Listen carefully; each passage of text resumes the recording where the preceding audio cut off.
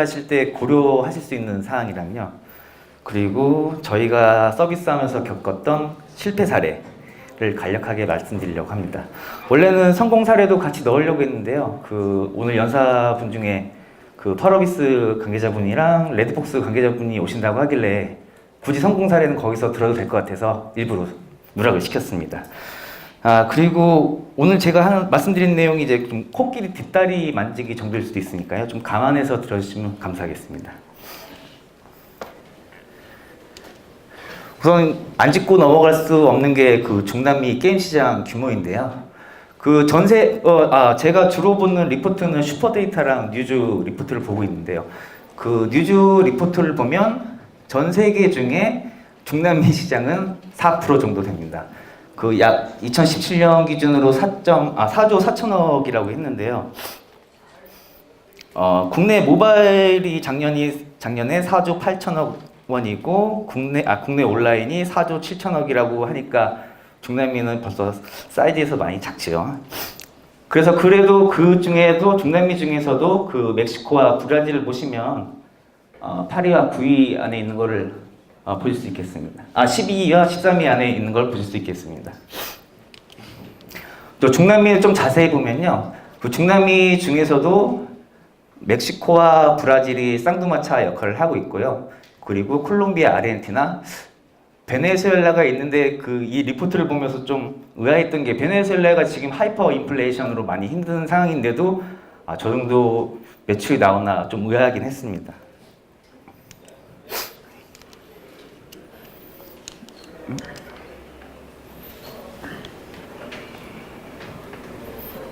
됐다. 중남미 시장에 진출하는 방법은 크게 직접 진출하시는 거랑 아니면 퍼블리셔사를 통해서 간접 진출하시는 방법이 있겠는데요. 직접 진출을 저희 회사 같은 경우에 현지에 법인이 2개인가 있고요. 페루에 하나 있고 볼리비아에 있습니다. 그래서 실제 만약에 현지에 법인을 운영하게 되면 한 달에 운영비나 인건비는 얼마나 드나 이 정도를 좀 말씀드리려고 합니다. 우선 현지에 법인을 세우기 위해서는 한국 사람이 대표자가 되기 위해서는 외국인 등록증이 필요하고요. 이 외국인 등록증 발급까지는 보통 한 달에서 2달 정도가 걸립니다. 근데 요즘에는 베네수엘라에 있는 분들이 많이 넘어와가지고 한 4달까지도 걸린다고 하네요. 그리고 저희 페루 법인을 예로 말씀드리면 페루 리마 미라플로레스에 있고요. 사무실 넓이는 300제곱미터 정도 되고 한 35명 정도의 직원이 상주하고 있습니다. 추가적으로 스트리밍 방송을 할 수 있는 방송실도 보유하고 있습니다. 그리고 한 달 렌트비가 약 5,200불 정도를 내고 있다고 하네요. 그리고 이제 신규 직원, 그러니까 GM 활동할 수 있는 친구들을 뽑으면 한 달에 한 1,000서울 정도를 준다고 제안을 하는데요. 1,000서울이 달러로 치면 한 310불 정도 되는데 1,000서울 준다고 하면 요즘에는 좀 웃고 나간다고 하더라고요. 좀 인건비가 좀 오른 것 같긴 합니다. 그리고 이제 볼리비아에도 사무실이 있는데요. 볼리비아는 산타크루즈 에키페토르 노르테 지역에 있고 오피스 넓이는 150평방미터제곱 그리고 거기에는 한 10명 정도 상주를 하고 있습니다. 그리고 한 달 임대료는 약 650불 정도 되고요. 그리고 신규 직원 PC방에 영업을 하거나 아니면 서비스를 관리할 수 있는 GM 정도를 뽑는다고 하면 신규 직원 한 달에 2,500불리바르, 그러니까 한 360불 정도 주면 직원을 뽑을 수 있다고 합니다. 그리고 이제 직접 진출하실 때 이제 IDC를 어디 써야 되나 이게 많이 고민될 수도 있는데요. 저희 같은 경우에는 2013년에 LA 쪽에 LA에 있는 IDC를 쓰다가 마이애미로 옮기게 됐습니다. 옮긴 이유는 중남미 쪽이랑 통신이 원활한 데가 마이애미가 그나마 더 낫구나 해서 한 2억 정도 들여가지고 트레일러에다가 정말로 물리장비를 다 실어가지고 LA에서 마이애미로 옮겼습니다. 그리고 저희가 매년 12월 되면 연중 행사 중에 하나로 디도스 공격이 엄청 들어오는데요. 그때까지는 이제 안티디도스 솔루션을 생각 못하고 어떻게 버텨내 하다가 거의 12월 때는 거의 손가락만 쪽쪽 빨고 그런 경험이 있는데 지금 안티디도스 솔루션을 연 2억 주고 지금 쓰고 있습니다. 그리고 IDC 비용이 또 궁금하실 수도 있는데 저희 게임 A를 예로 들면 MUV가 22만 명 정도 되는데요. 이 게임은 한 달에 IDC 비용이 12,000불 정도 발생을 하고 있습니다. 그리고 마이애미에다가 두면 좀 좋은 게 뭐냐면 북미 쪽 하단이랑 중남미 쪽을 커버할 수 있으니까 좀 위치적으로도 좀 유리하겠죠. 실제로 마이애미에 있는 IDC 쓰는 게임은 뭐 검은 사막, 그 서머너즈어 정도로 파악을 하고 있습니다. 그리고 뭐 스마일게이트는 거기는 돈이 많으시니까 브라질 현지에 있는 IDC를 쓰고 있는 걸로 파악 정도 하고 있습니다. 그리고 간접 진출을 하신다면 이제 퍼블리셔사들을 생각할 수가 있는데요. 레드북스가 원래 아래에 있네요. 원래 맨 위에 올려놨는데 제가 실수를 한 것 같습니다. 그 스페인어로 쓰는 회사들 중에는 그냥 국내에 있는 소프닉스랑 아르헨티나에 있는 악세스신고, 그리고 한국에 있는 FPS 게임즈, 그리고 역시 한국에 있는 플레이드 정도를 손꼽을 수 있고요. 물론 더 여기 있는 회사들이 다는 아닙니다. 이 회사들도 더 많이 있습니다. 그리고 포르투갈어를 쓰는 브라질에서 잘하는 회사들이라고 제가 생각하는 회사들은 이제 레벨업이랑 텐센트에 인수가 됐죠. 그리고 온게임, 여기는 한국 대표님이 한국분이고요. 그 엑스클라우드라는 게임이라고 했는데 요즘 언제 나온지 모르겠는데 여기도 브라질에 점유율이 많이 있더라고요. 그래서 알아봤는데 이게 아마 아시아 업체 중에 하나인 것 같습니다. 그 다음에 새로 그 진출하신 레드북스 게임 정도가 있는 걸로 파악을 하고 있습니다.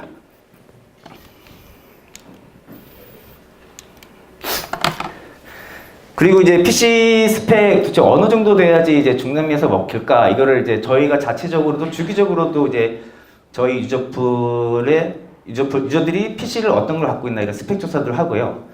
그리고 조사도 주기적으로 하고 그 관계자분들 만나서도 얘기를 하고 하는데요. 제가 그 원래 퍼블리싱 팀장을 할 때 정말 중남미에 한번 가져가고 싶었다라는 게임이 배틀라이트입니다. 이게 넥슨에서 국내에 곧 서비스를 할 것 같은데요. 이 게임을 보시면 다 필요 없고 메모리가 2기가 램이면 이 정도면 정말 중남미에 진출해도 정말 문제가 없을 정도의 스펙을 요구하고 있습니다. 그 저희가 자체 조사한 것 중에 그 2에서 4기가 정도 갖고 있는 유저들이 한 54% 되고 4기가보다 더 좋은 건 한 36% 정도 되는 것 같습니다. 그리고 바로 어떻게 하다 보니까 7회 사례에 들어가게 됐는데요. 그 사업자가 제일 신나는 게 뭐냐면 이제 신규 게임을 가져와서 지역에 새로 런칭을 하고 뭐 K5 목표를 달성하고 이럴 때가 제일 기분이 좋은데 실패할 때는 정말 이루 말할 수가 없지요. 이 실패 사례 중에 하나 들을 게임이 뭐냐면 바로 로사가입니다. 이 로사가는 안 계시네. 바른송이의 그 김민우 실장님이 저희한테 가져와 주신 게임인데요. 이게 처음에 기대가 엄청났습니다. 왜냐면 그때 2014년도 4월 둘째 주 기준으로 로사가가 국내에 16위 정도 하는 그런 게임이었고 저희도 정말 이번에 정말 A급 게임 갖고 와서 중남미 서비스 하는구나 하고 많이 기대했기 때문에 현지에도 기사를 많이 배포했었는데요. 근데 결국에는 약 1년 후 서비스를 조기 종료하게 됩니다. 그래서 1년 후에 조기 종료하는 되는 이유가 뭘까라고 고민을 많이 해봤었는데요. 우선 유저들이 제일 많이 얘기했던 게 뭐냐면 분명히 내가 먼저 때렸는데 얘가 갑자기 순간이동을 해서 날 때리고 있다고. 처음엔 해킹 툴인가라고 의심을 했는데 해킹 툴은 아닌 것 같고 결국에는 얘 P2P 네트워크 프로블럼인가 보다, 문제인가 보다 라고 생각을 하게 됐습니다.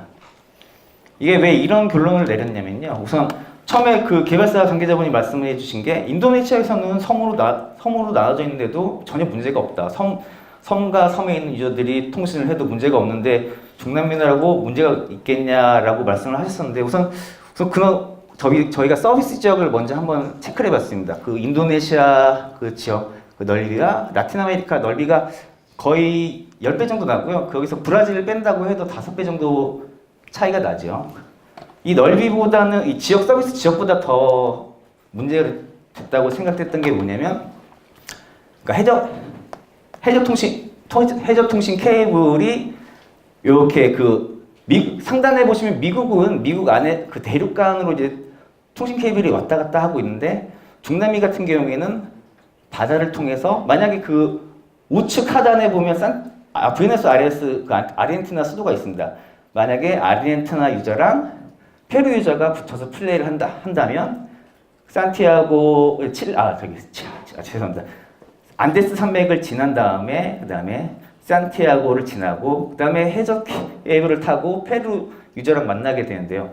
이게 국가 간의 그 통신은 결국에 해저 케이블을 타고 가기 때문에 거리가 멀어서 뭐 UDP로 쏜다고 해도 이게 정말 잘 살아왔다고 해도 어느 순간에 좀 걸리기 때문에 게임 렉이 발생할 수밖에 없었던 것 같은 걸로 그때 생각을 했었습니다.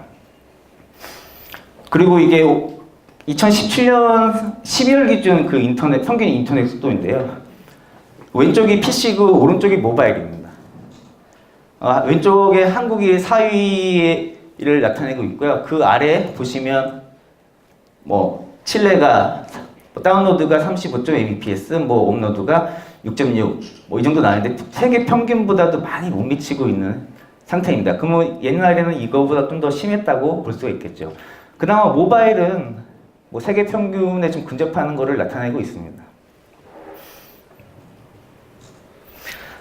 그래서 그렇게 해서 뭐 로사가는 이제 왜 그 원래 개발사랑도 얘기를 많이 해가지고 개선도 많이 시도하고 했는데 뭐 결국엔 그런 게 있더라고요. 뭐 태생이 이런 얘기하면 안 되는데 태생이 이렇게 짜여져 있기 때문에 뭐 중남미 서비스만을 위해서 이렇게 현재할 수가 없다고 결론을 냈고요. 그래서 결국엔 1년 후에 서비스를 조기 종료하게 되었습니다.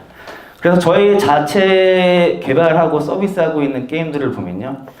우선 같은 국가 안에서 통신이 이루어지게끔 월드를 구성해 놓거나 이 국가 안에서도 유저들끼리 통신이 원활하지 않을 수가 있어서 네가 대기방에 들어가기 전에 이 대기방 안에 있는 유저와 너의 핑은 이 정도야. 빨간색이지? 그럼 들어가지 마. 라고 유저로 하여금 학습 효과를 나타내는 것을 좀 유도하고 있습니다. 그리고 다른 저희가 개발한 울프팀인데요. 울프팀은 대기방에 들어가서도 다시 한번 이렇게 보여주고요.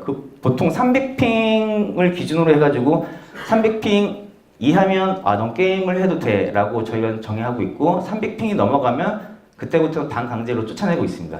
대기방에서도 핑체크 한번 서로 다 해주고요. 뭐 16명이면 16명 모두 다. 그리고 게임이 시작되면서도 계속 핑체크를 해준다 서로. 그러다가 300핑 이상이 넘어가는 애가 있으면 즉각 그 로비로 쫓아내주고 있습니다. 그나마 그 한국에서는 러브리트라는 이름으로 NC에서 서비스하고 있는 게임인데요. 중남미에서는 러브리트머로 서비스를 하고 있습니다. 거의 이게 서비스한지 퍼블리싱한지 좀 오래됐는데 이게 그나마 저희가 장수 게임으로 나와 있던 게 뭐냐면 그나마 크레이지 다이몬드에서는 그때 저희 중남미 진출할 때 진짜 많이 서포트를 해주셨고 저희가 말씀드리는 그런 뭐 300핑이라든지 뭐 얘가 유저 간의 핑이 안 좋으면 쫓아낸다 이런 부분을 많이 좀 이렇게 개발해서 적용해 주셨습니다. 러브비트 같은 경우에 저기 유저 캐릭터 보이는데요. 그쪽 우측 아래에 보면 녹색이 보이면 유저들끼리 게임을 잘 할 수 있고 빨간색이 나타나면 얘는 게임할 경우 렉이 생겨서 너희들이 불편해. 얘를 쫓아내라고 좀 유도를 하고 있습니다. 그리고 같은 국가 내 유저들끼리 이제 통신이 안 되는 경우가 있을 때를 대비하고자 릴레이 서버를 구축해가지고 유저들의 통신을 도와주는 방법을 쓰고 있고요. 아직은 이게 당연히 릴레이 서버, 중계 서버를 두면 당연히 통신이 더 좋아진다는 건 누구든지 알고 있는데 결국엔 비용 문제죠. 그래서 비용 문제 때문에 지금 솔직히 저희 릴레이 서버도 현지에 두고 있지 않고 마이애미에 있습니다. 마이애미에 있는데도 좀 도움이 되긴 되는데요. 최근에 비용을 알아봤는데 한 5, 6년 전보다 많이 싸져서 지금 유저가 많은 국가 위주로 현지에 릴레이 서버를 두려고 지금 준비 중에 있습니다. 다음은 온라인 광고인데요. 페이스북은 솔직히 누구나 비용만 있으면 세팅해서 바로 실행할 수 있고, 그리고 이게 저희가 유튜브 광고를 작년부터 이제 본격적으로 시작을 했는데, 결론은 역시 유튜브 광고가 제일 효과가 좋은 것 같습니다. 보시면 이제 게임비, 이게 바로 게임비라고 되어 있는데요. 이게 클라이언트 사이즈가, 풀 클라이언트 사이즈가 인스톨 버전이 2.5기가 정도가 됩니다. 근데 제가 항상 걱정하는 게 뭐냐면 인터넷 속도도 이렇게 안 좋은데 풀 버전이 이러면 풀 버전이 이렇게 사이즈가 크면 유저가 실제 설치하고 들어간 데까지는 좀 리스크가 있지 않을까 이런 생각을 해서 게임 B는 마케팅 비용을 좀 많이 낮췄습니다. 원래는 저희가 최소 5,000불 이상을 쓰는데 효과가 안 좋을 것 같아서 그래도 한번 맛배기로 돌려보자 해서 마케팅비 2,000불에 배너 광고를 돌렸고요. 그래서 ROI 웹 가입까지는 한 38불, 그리고 게임 접속까지는 220불 정도가 나왔더라고요. 그래서 이번에는 동영상 쪽으로 우리가 해서 해볼까 해서 그때도 2,000불 정도 쓰고 웹가입까지는 19불, 그런데 게임 접속까지는 110불 정도 나왔습니다.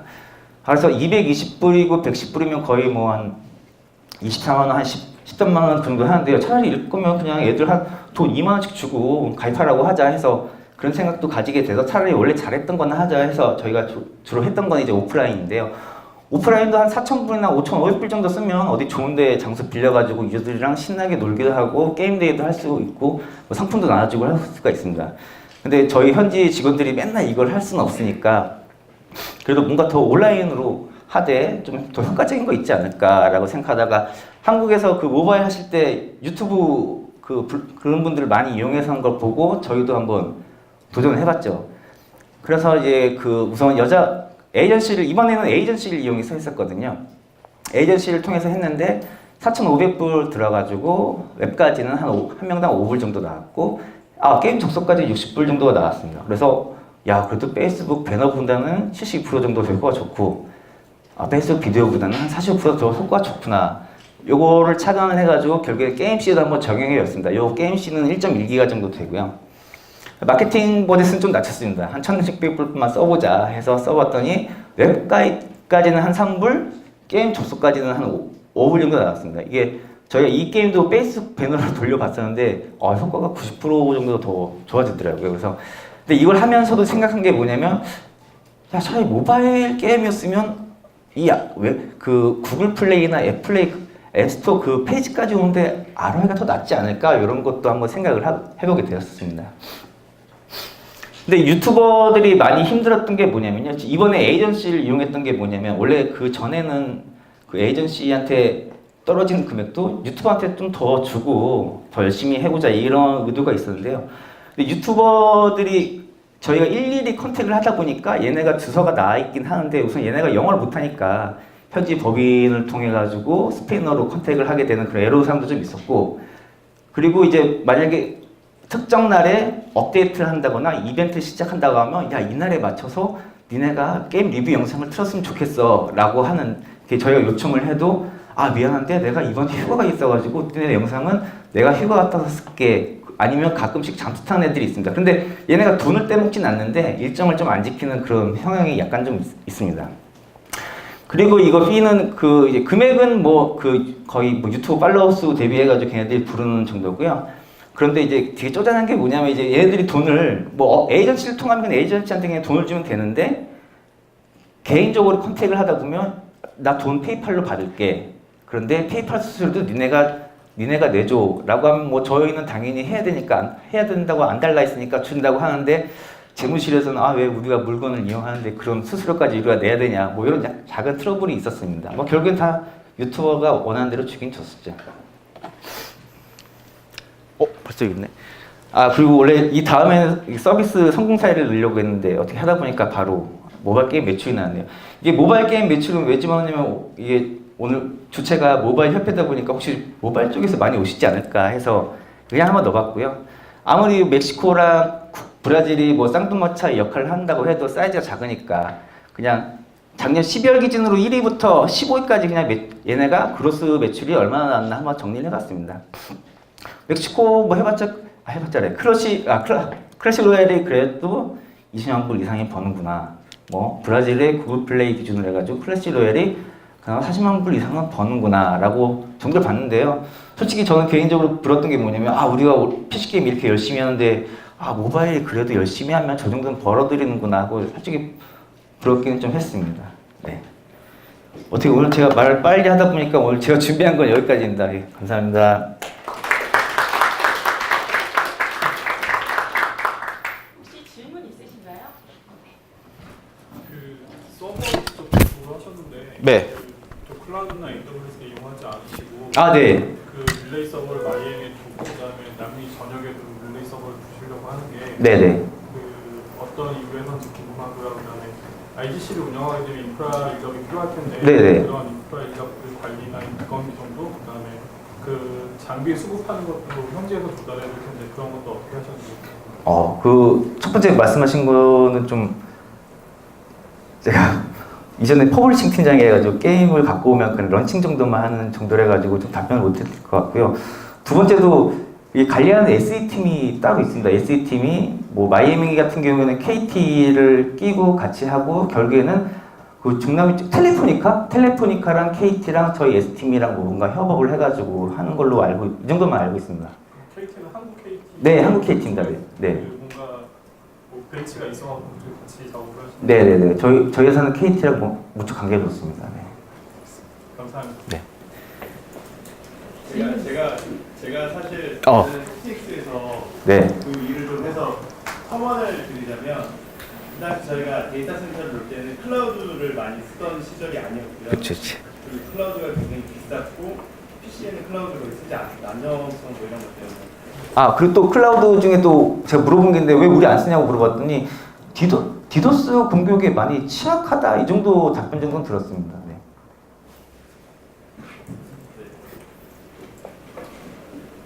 없으시면 뭐. 아, 네. 저 게임 B의 경우에는 네. 캐릭터나 이런 판매 아이템들이 되게 한국적이거나 또는 그냥 한국의 팝스타들 위주로 되어 있는 걸로 알고 있는데 네네. 게임을 서비스하시면서 문화적인 거부감이라든가 뭐 고객의 반응이 피드백이 안 좋았다거나 이런 건 없습니다. 아, 아니, 그 게임비가 아마 저희가 서비스하면서 퍼블리싱한 게임 중에 처음으로 1만 동접을 찍었던 게임인데요. 그때 다 운인 것 같은데 그때가 K-팝이 좀 많이 분다고 할까요? K-팝이 많이 불었던 데고 뭐 그런 때라 가지고 그 중남미 유저들 중에서도 막 페루에 있는 대사관이 K-팝 커뮤니티까지 관리할 정도로 그런 K-팝에 대한 붐이 많았는데 때마침 이런 게임을 서비스를 하니까 유저들이 많이 들어와서 음악 듣고 하는데 뭐 아이템을 뭐 사고 이런 거는 뭐 크게 이질감은 없었고요. 뭐 단지 그건 해줬습니다. 가격의 현지화 그 정도는 많이 했죠. 중남미가 그렇게 경제 상황이 안 좋으니까 한국 가격에 한 20, 30% 정도는 깎아서 박리담회 형식으로 서비스를 했습니다. 네. 네. 그 현지 진출을 직접 하셨다고 말씀 주셨는데 중남미 시장이 좀 멕시코랑 브라질이 되게 핫하다고 대부분 나왔었는데 혹시 페루랑 왜 국가를 신청하게 된 이유가 따로 있나요? 아, 네, 좋은 질문이신데요. 저희가 원래는 저희 회사가 원래는 중남미 진출할 목적은 없었던 걸로 알고 있습니다. 근데 옛날에 아주 오래된 건바운드라는 게임을 런칭했더니 영문 버전을 런칭을 했는데 중남미 쪽 유저들이 많아요. 근데 나중에 데이터를 열심히 들여다봤더니 페루 유저가 은근히 게임 하는 유저들이 많더라고요. 솔직히 알고 보시면 여기 FH라는 회사도 페루에 현지 법인이 있고 플레이위드도 있지 않습니까? 페루? 대답 안 해주시네.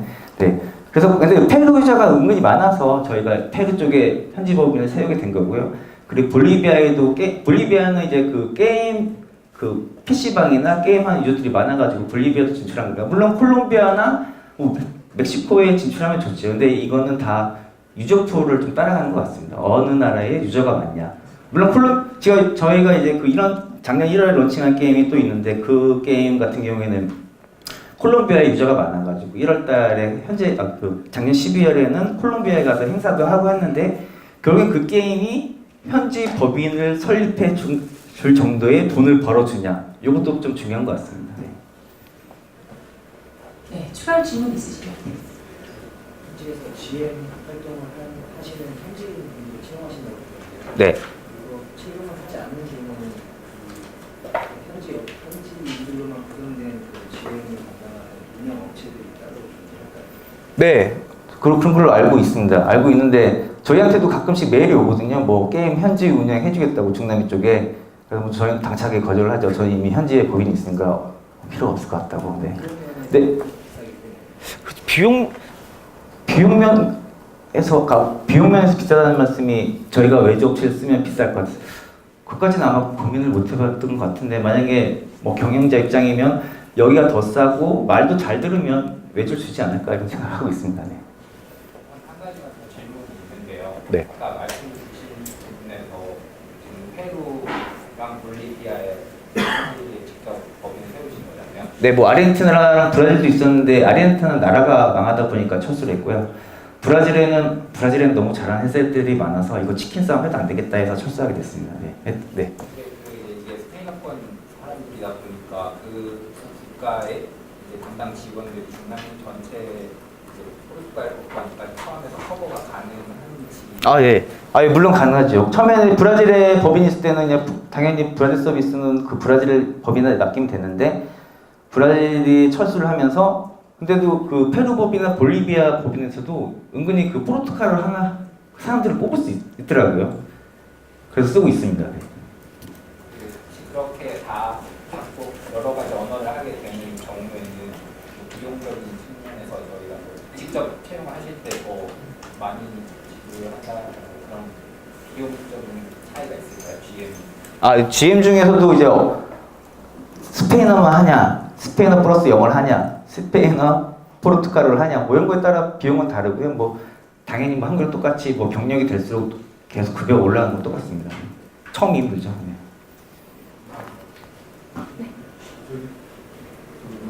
중남미 쪽 가려면 네. 언어를 네. 몇 개 정도를 중남미 가시려면 브라질 가려고 하시면 포르투갈어 하시면 되고요.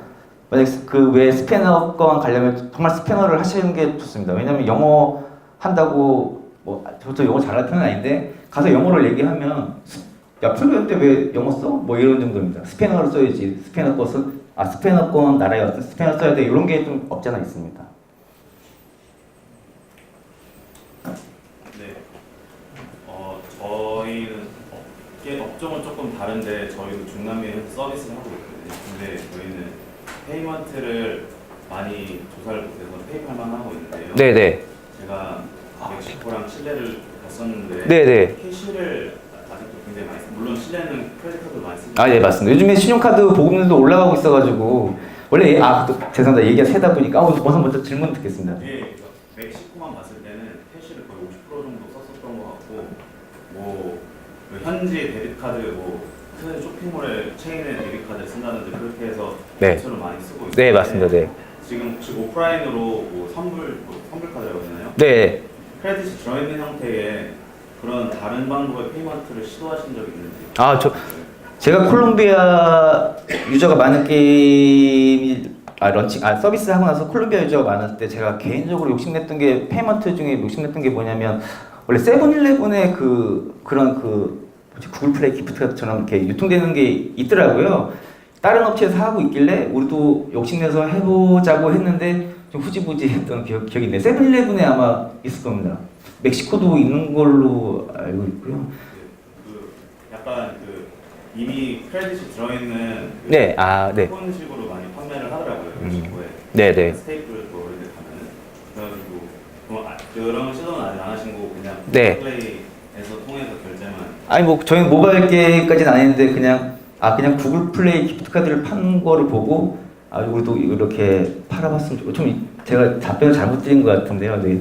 그렇게 시도까지는 못 해봤습니다. 근데 실제로 그 캐시를 사는 유저들 중에 실제로 이제 돈을 어디 기계에다 집어넣고 뭐 종이를 뽑아가지고 여기 종이에 적힌 핀 코드랑 요거를 저희 웹사이트에 와서 뭐 캐시로 충전하는 뭐 그런 스텝 그런 프로세스는 있습니다. 제가 이해를 좀 잘 못한 것 같네요, 질문. 그렇죠? 네네네.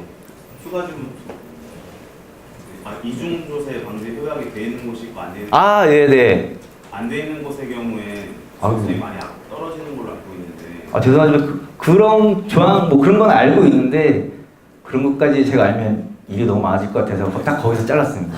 네, 죄송합니다. 추가할 질문 있으신가요? 네, 없으시면 종료하겠습니다. 박수 부탁드리겠습니다.